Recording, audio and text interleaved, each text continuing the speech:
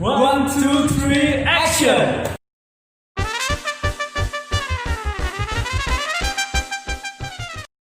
Pertama, salam kenal, nama saya Gabriel Hendrik. Saya Michael Hendrik. Di sini kami akan membahas tentang kasus yang lagi viral, namanya ayam geprek bensu. Apa itu ayam geprek bensu? Ayam geprek. Terus? Iya, jadi ayam geprek bensu kan ada kasusnya ya sekarang. Lagi kemarin kalah kasasi sama PT Ayam Geprek Beni Sujono. Ada dua. Kasusnya itu Ruben Onsu sama Beni Sujono, PT Beni Sujono. Jadi mereka berantem, namanya sama gitu. Iya, namanya sama memang. Jadi mereka punya satu merek yang mirip, dalam tanda kutip mirip ya, dalam tanda kutip mirip. Jadi Beni Sujono punya satu merek di kelas 43. Jadi kalau kita bicara merek itu dibagi kelas-kelas. Jadi ada kelas 43 itu restoran, kelas 45 itu franchise. Jadi ada sendiri-sendiri. Jadi nanti jasa apa dia punya kelas sendiri. Jadi saat merek itu didaftarkan pada satu kelas, bukan berarti dia itu berlaku untuk semua barang. Jadi misalkan ayam geprek nih, ayam geprek restoran kan, dikasih nama geprek bensu. Terus habis itu kita punya bisnis makanan olahan kemasan begitu, katakan itu kelasnya beda, nanti itu harus didaftarkan sendiri. Jadi kalau ada orang lain yang pakai ya sah-sah saja, dikasih nama geprek bensu, tapi ternyata dia frozen food gitu, dia olahan daging misalkan gitu, bukan restorannya. Oh begitu ya. Terus hasilnya gimana itu? Oke, jadi pada akhirnya yang menang tetap Beni Sujono. Kok bisa? Jadi gini, Beni Sujono ini punya satu merek. Pertengahan awal 2017 Ya. dia daftarkan mereknya kalian semua tahu lah, itu yang ada ayamnya, ada lidah api di belakang, warnanya kombinasi merah, orange, putih, terus ada tulisannya geprek bensu kayak gitu. Jadi yang menang Beni Sujono. Yang menang Beni Sujono. Jadi pertimbangannya kayak gini. Pertimbangannya adalah memang Ruben Onsu punya satu merek yang dia itu sudah didaftarkan duluan tahun 2015. Tapi merek ini sebetulnya dia beli. Jadi punya orang lain, Ya. dia beli. Kelasnya sama, kelas 43 restoran. Tapi bedanya adalah kenapa dia bisa kalah? Karena yang didaftarkan ini kalau kalian daftarkan merek itu akan dikasih keterangan. Jadi nama bensu itu maknanya apa sih? Merek yang dia beli ini itu maknanya adalah bengkel susu. Jadi dia beli dari seseorang, orang lain, itu dia jualan susu di bengkel. Oke. Jual susu di bengkel, dia jual susu di bengkel, dikasih nama bensu. Dikasih keterangan di sertifikatnya dia itu singkatan dari bengkel susu. Sedangkan ayam geprek bensu milik si Beni Sujono, PT Beni Sujono itu bensu itu tidak dikasih keterangan. Bensu itu sebuah penamaan. Jadi kalau kita mendaftarkan merek itu dikenal namanya sebuah penamaan. Jadi katakan saya mau mengarang merek namanya Alakazam. Artinya Alakazam apa? Yang ada ya Alakazam aja gitu. Oke, berarti bensu ya bensu gitu. Bensu ya bensu. Bensu bengkel susu sama bensu aja Ya. itu beda gitu. Jadi selain itu juga dilihat. Jadi merek itu kan komposisi warna, gambar, logo, tata letaknya juga. Terus habis itu bisa jadi ada suara, hologram, 3 dimensi bisa aja. Yang pasti menurut penilaian dari Kementerian Hukum dan HAM, jadi kan untuk menetapkan merek ini bisa diterima apa enggak di awal itu kan Kementerian Hukum dan HAM. Nanti kalau udah ada masalah baru dibawa ke pengadilan niaga gitu kan. Ada di pengadilan niaga baru mau minta dibatalkan atau gimana. Tapi pada dasarnya di Kementerian Hukum dan HAM itu yang dipertimbangkan itu adalah tata letaknya, kombinasi warnanya, maknanya, ejaannya itu diperbedakan begitu. Jadi oh ini berbeda. Jadi dari yang bengkel susu dengan ayam geprek bensu itu jelas berbeda. Lalu kenapa kok ada, kita tahu bahwa mereknya si Ruben Onsu itu dibatalkan 6 ya. Iya. Dibatalkan 6 itu karena Ruben Onsu punya sekitar 34 merek yang didaftarkan setelah pendaftaran dari si Benny Sujono. Jadi yang kita lihat dalam kita daftarkan merek itu bukan kapan sertifikatnya keluar. Jadi kalau teman-teman sering dengar dari media atau dari baca-baca ada istilah first to file.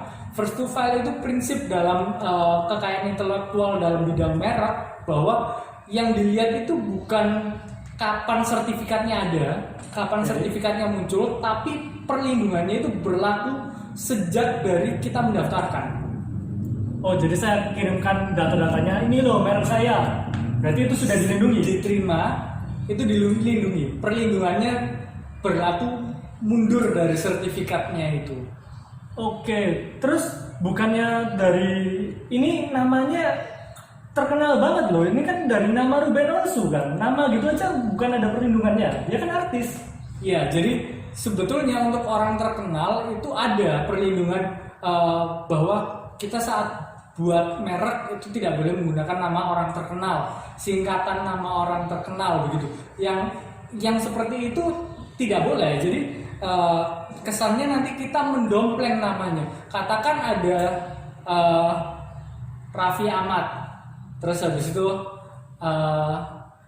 saya bukan siapa-siapa, terus habis itu saya bikin kebab Raffi Ahmad, itu nggak boleh.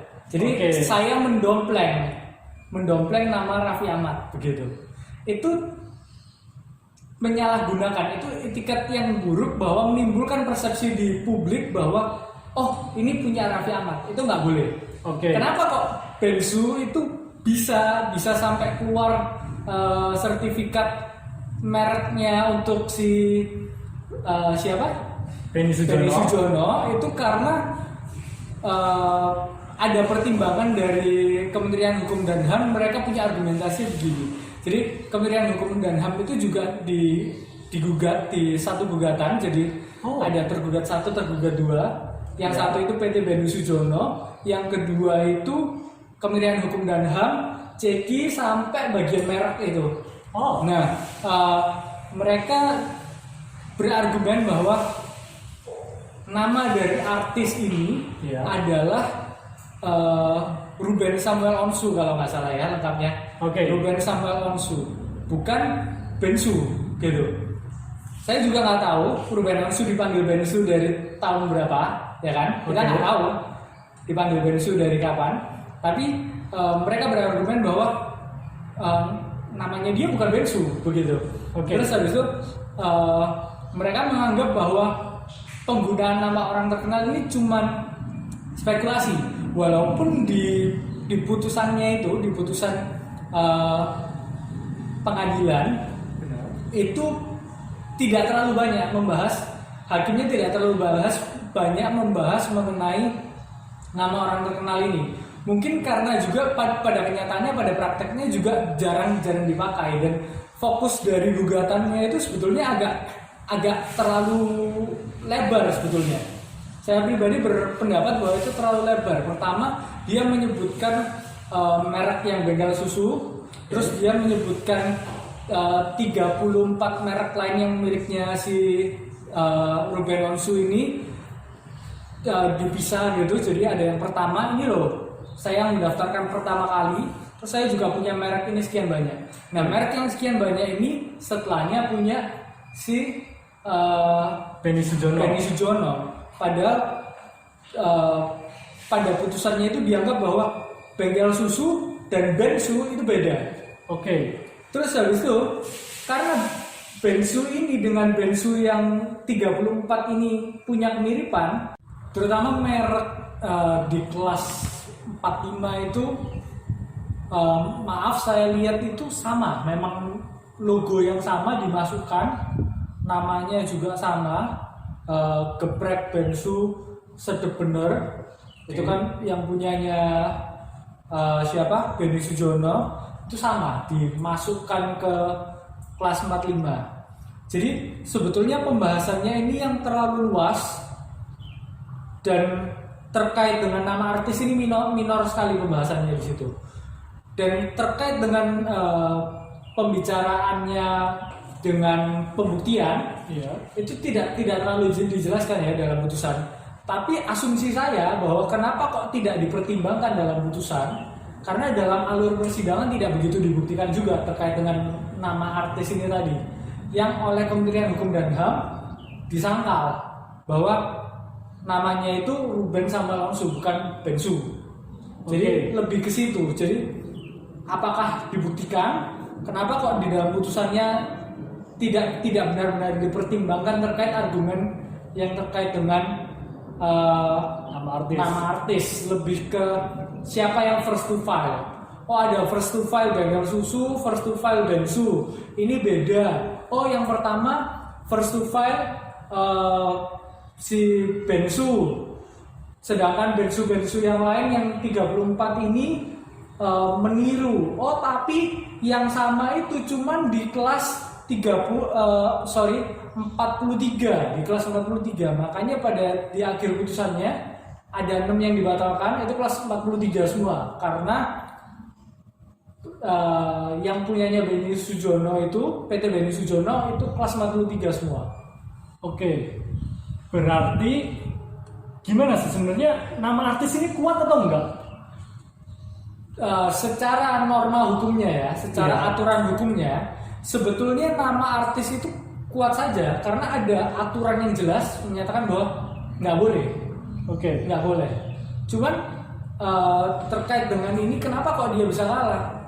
Ya mungkin ada faktor-faktor itu tadi. Pembahasannya terlalu luas, pembuktiannya kurang, nggak ada, makanya nggak dipertimbangkan. Oke.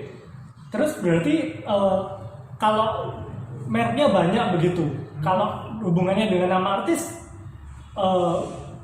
harusnya misalkan yang punya orang lain batal semua kalau dihubungkan dengan nama artis. Ini kan putusannya adalah kelas 43 ya, yang dibatalkan. Kalau tuntutannya adalah dengan nama artis, seharusnya milih orang lain kelas berapapun dibatalkan. Ya, jadi nama artis ini kan bukan nama artisnya harus didaftarkan pada kelas-kelas tertentu. Iya. Tapi aturannya adalah orang buat merek nggak boleh pakai nama artis. Nggak boleh menggunakan nama artis, singkatan nama artis. Atau yang serupa, maksudnya katakan dipleset-plesetkan sedikit, itu nggak boleh. Gitu. Jadi perlindungannya itu terhadap nama artis, bukan pada kelas barang tertentu, bukan merek. Oke. Gitu. Jadi kan ini udah diputus. Kalau diajukan lagi itu bisa nggak sih dengan nama artis tersebut? Oke, jadi satu perkara yang kita bawa ke hukum itu cuma bisa diajukan satu kali. Jadi maksudnya dengan dasar yang sama kepada subjek yang sama oleh subjek. Jadi diajukan terhadap siapa, yang mengajukan siapa, objeknya apa. Jadi kalau misalkan nanti diajukan lagi, itu diputus tidak dapat diterima. Kecuali kalau misalkan ada yang berbeda, katakan terhadap merek yang lain, katakan mengeluarkan si Benny Sujono punya merek baru, kan objeknya beda. Terus habis itu tempo waktunya dia pendaftarannya juga beda. Walaupun subjeknya ini sama, subjeknya sama, atau bisa jadi kita diakalin lagi kalau misalkan gimana kalau subjeknya yang diganti. Jadi bisa jadi nanti Ruben Onsu punya siapa mau mendaftarkan juga, atau mereknya dia dijual ke siapa, dia kasih lisensi ke siapa, terus habis itu orang ini yang mengajukan, itu perkara berbeda jadinya karena subjek-subjeknya beda gitu.